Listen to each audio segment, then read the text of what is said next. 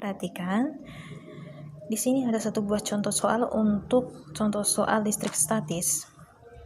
Dua muatan listrik B dan C yang berada sejauh 8 cm menghasilkan gaya 50 Newton.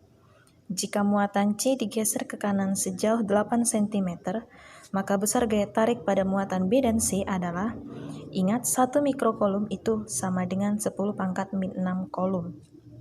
Nah, di sini juga sudah disediakan gambaran bahwa muatan B itu memiliki 10 mikrokolom muatannya ya. Nah, sedangkan yang C ini tidak diketahui. Nah, setelah ini B dan C ini sejauh 8 cm. Nah, kita masuk ke pembahasan. Sebelum masuk ke diketahui, kita bisa buat dulu gambarannya. Gambarannya seperti ini ya, sudah saya gambarkan. Muatan B dan muatan C, di mana B itu muatannya 10 mikrokolom, menghasilkan gaya 50 Newton. Jarak B dan C itu 8 cm.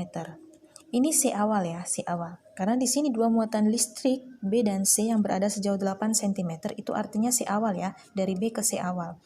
Nah, menghasilkan gaya 50 Newton. Jika muatan C digeser ke kanan sejauh 8 cm, ini C awalnya ini digeser ke C akhir sejauh 8 cm. Maka, besar gaya tarik pada hambatan B dan C adalah, berarti kita mengetahui bahwa di sini R jarak yang pertama atau jarak awal itu 8 cm, jarak terakhir itu 16 cm. 8 tambah 8, 16 cm. Nah, kita masuk diketahui. Diketahui yang pertama tadi adalah gayanya 50 Newton, kemudian jarak awal 8 cm, jarak akhirnya 16 cm. Nah, ingat rumus gaya kolom yaitu F sama dengan kaki 1 kaki 2 per R kuadrat.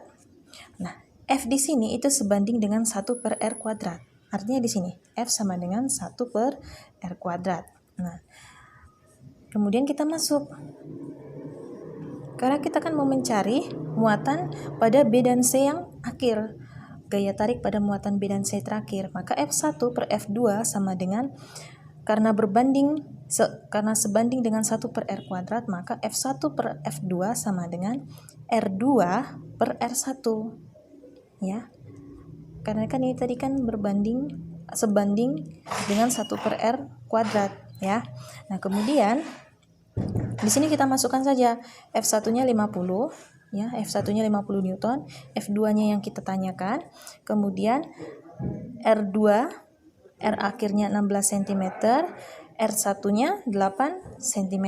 Nah, kita tinggal masukkan ya. Karena ini sama-sama cm ya, jadi tidak perlu kita ubah menjadi meter ya. Nah, kemudian yang kita cari adalah F2. Maka F2 sama dengan 50 dibagi dengan 4. 4 dari mana? 16 dibagi 8 adalah 2. 2 dikuadratkan adalah 4. Maka 50 dibagi 4 adalah 12,5 Newton.